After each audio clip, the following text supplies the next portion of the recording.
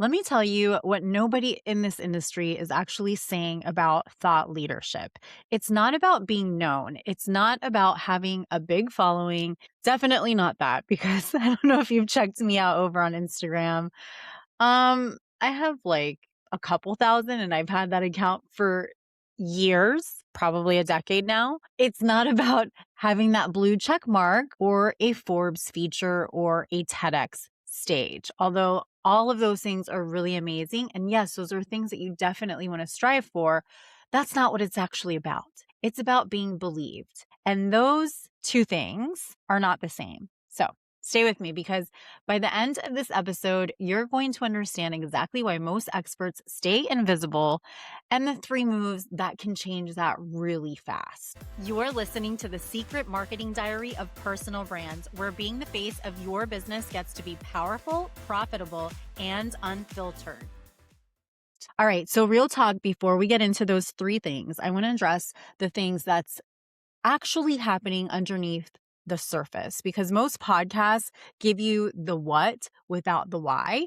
And then you go to implement and wonder why nothing sticks. So, first of all, here's the lie that we have been sold: build your credibility first, then put yourself out there. It sounds super responsible. I'm all about being responsible. And that's really great advice, but it is absolutely backwards. So when I started, really started putting myself out there as a voice in this industry, I had been in marketing for over a decade already. 10 years at iHeartRadio. I had results for my clients. I had client wins. I had the receipts to show it. And I still felt like I needed more before I could call myself a thought leader. More case studies, more proof. But you know what that actually is? That is the fear of wearing this productivity costume. And here's what broke me out of it. And this is the part that a lot of people don't talk about. It wasn't a strategy, it was a room. I started showing up literally in person. So obviously, this was before the vid, physically in rooms, networking groups, coaching containers, masterminds, events where I didn't know a single person. And I had to introduce myself and say out loud what I did and who I helped and what I actually believed. And every single time that I did that, every time that I said my thing to a real human being and they leaned in, I got 1% more certain. It became this compounding effect. 1% more clear, 1% more me on the outside instead of just inside of my head. And so the first time that I went live on video, I was terrified. And I've talked about this in a prior episode. And I'm not going to romanticize that because my hands were shaking. My armpits were literally sweating. I stumbled over my words. I said, I don't know approximately how many hundred times. But something happened. People started to show up and they responded. Not because I was polished, because as you can see, I don't have this like magnificent studio, but because I was just being real. I had something to say and I said it. And that's the foundation of thought leadership that nobody wants to admit. You have to go in it first before the algorithm rewards you, before your followers start showing up, before you feel ready. You got to go first. And then the authority follows that. So with that as the foundation, let's talk about the three moves that can actually build it. So the first way is long form content. And my personal favorite format, live video. The one that I will praise until I'm out of breath, live video. Most people skip it because they think that they have to have everything super polished, right? And polished equals credibility in their head. They watch someone with this beautiful studio setup, perfect lighting, a graphics package, and they think they need to do all of that before they can actually show up. So they spend 3 months building that and 0 months building an actual audience. So the truth about this is that polished content creates admiration, but live content creates trust. And in this market, at the time that this is being recorded in April of 2026, in this economy of noise and AI generated everything, trust is the only currency that actually converts. So when you go live, people see you in real time. They see you pause. They see maybe your big lamp. Like this has happened to me where my lamp has actually fallen on my face. They see you pause and try to figure out the words, or you blank out, or maybe they see your hand gestures like I'm doing right now. If you're watching this over on YouTube or anywhere else, they see you laugh at yourself. They see you get fired up at something. And that unfiltered moment, that is what makes someone feel like they know you. So think about the people that actually buy from you. I mean, the ones that bought from you really quickly without a lot of deliberation, right? I would bet you money that they felt like they already knew you from day one before they actually got on a call with you. And that's what live video builds for you. That's what polished can't replace. Now, here's the business case for this, because I don't just want you to feel good about going live. I want you to see why it's the highest leverage content that you will ever create. So one live is going to become everything for you. You pull the audio, that's a podcast episode or a reel or a YouTube short or email campaigns or LinkedIn articles for your newsletter or blog posts or Substack, which is my newest favorite platform to be on. And we'll talk about that in another episode. But you can take the framework that you just taught live, and now you've got a carousel post. You take that hook from the very beginning and you've got an email subject line. You retarget that replay to people who watched over 50% because now you know that they're actually warm and they care about what it is that you are offering. One live can equal 30 plus pieces of content. Just one live, maybe it's an hour long, maybe it's just 20 minutes long, maybe it's just 10 minutes long. That's not a content strategy. That is a content machine. And it starts with you literally just pressing the go live button. So the threshold to entry is terrifyingly low.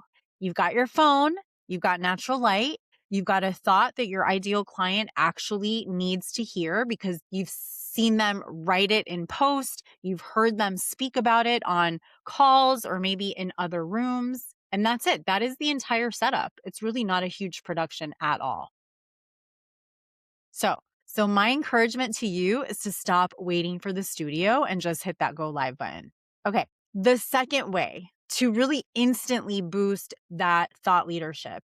And this one can be a little controversial for some people because they use this in a very spammy way. And for some, it might feel awkward, but I want to reframe the entire thing for you.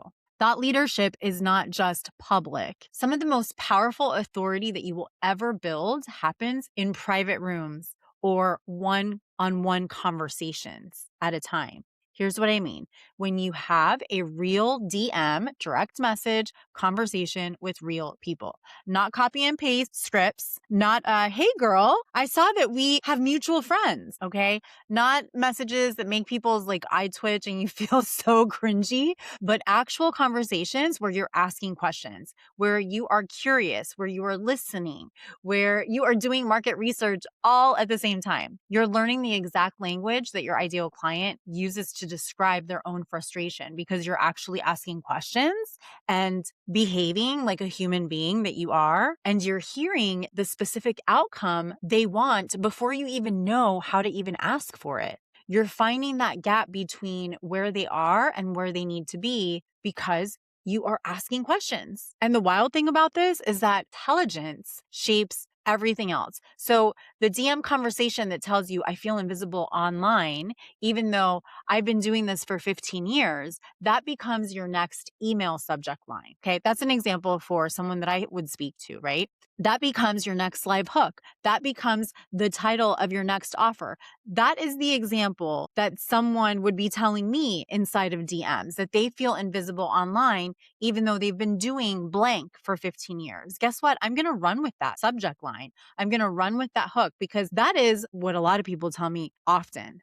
But I wouldn't know that without having an actual conversation with people. So you're not just building a relationship in that conversation, you're building your content calendar. And the authority, it starts to transfer publicly. When someone is in your DMs, tells another person, you need to talk to Gina. She sees things that nobody else sees, right? I'm just throwing it out there. You need to talk to Sarah. She sees things that nobody else sees. She told me in 3 sentences what was wrong with my entire positioning, or she told me in 3 sentences what was wrong with my relationship, or what was wrong with the foods that I'm putting into my body. That is the referral that no ad spend can buy.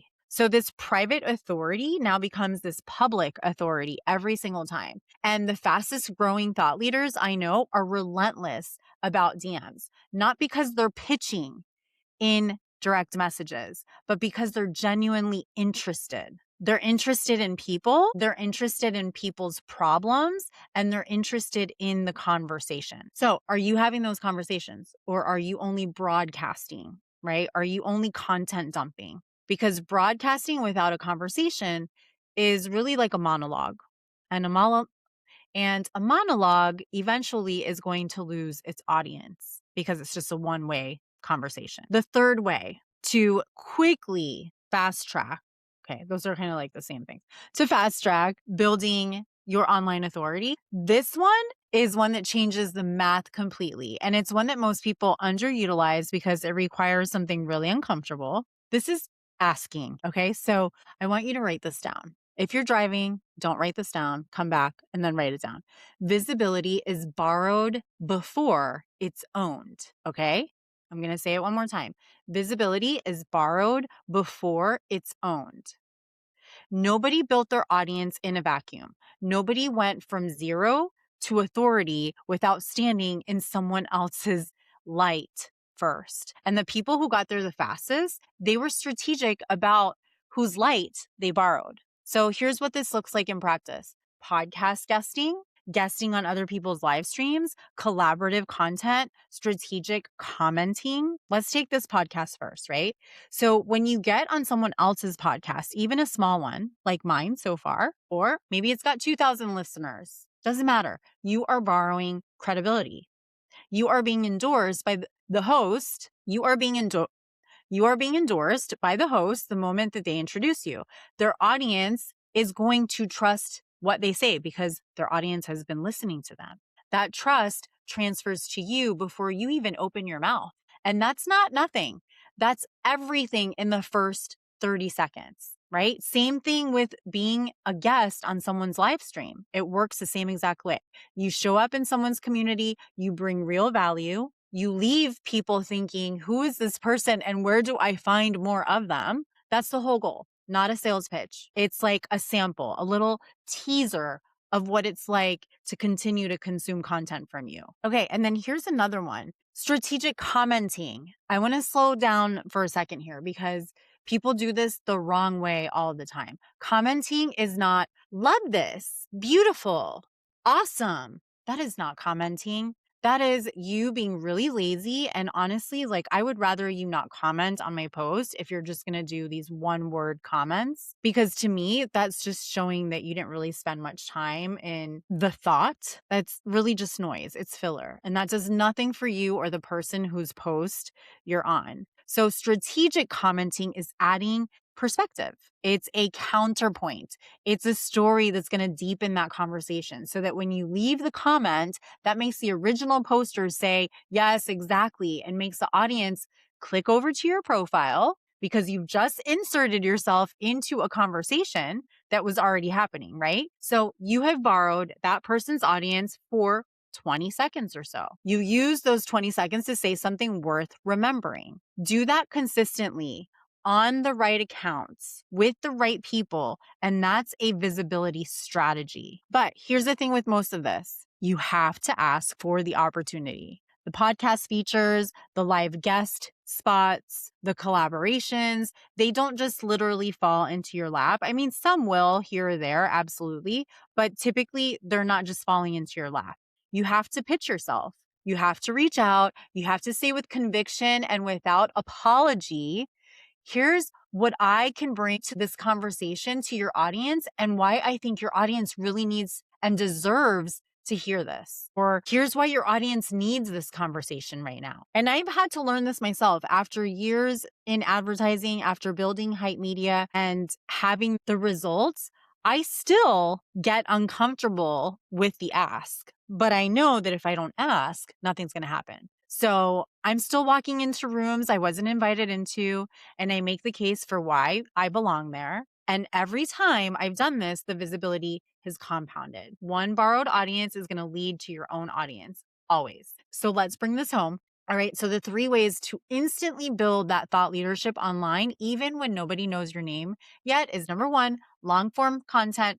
My favorite, go live, show up before you're ready. Number 2, those DM conversations. Private rooms are going to build public authority. Number 3 is borrow other people's audiences. Visibility is borrowed before its own. So get on those podcasts, show up in other people's rooms, comment strategically, and remember, ask for the opportunity without apology. If this episode hit, and I think it did, I want you to do one thing before you close. Here's the truth underneath all 3 of these things. Thought leadership is not built on credentials, not online especially. It is built by consistency, by courage, and by the willingness to be seen before you feel ready. I went through sweaty pits on my first live, actually my first probably like 10 or 20 lives, to having clients tell me that they felt like they've known me for years before they ever invested. That didn't happen because I waited until everything was perfect. It happened because I showed up imperfect, very specifically, and relentless. And I want you to know you are already worth listening to. The question is whether you're going to make the market aware of that. So get out there, go first. And if this episode hit, and I think it did, I want you to do one thing before you close this app. Drop me a DM with the word authority and tell me which one of these things you have been avoiding. I want to know, because that conversation, that's where we figure out what's actually in the way. And if you're ready to stop building visibility on guesswork and start building it on a real system, that's exactly what we do when we build with you the visibility to profits ecosystem. So come find me. That conversation starts with a DM. I'll see you in the next episode. You're listening to the Secret Marketing Diary of Personal Brands, where being the face of your business gets to be powerful, profitable, and unfiltered.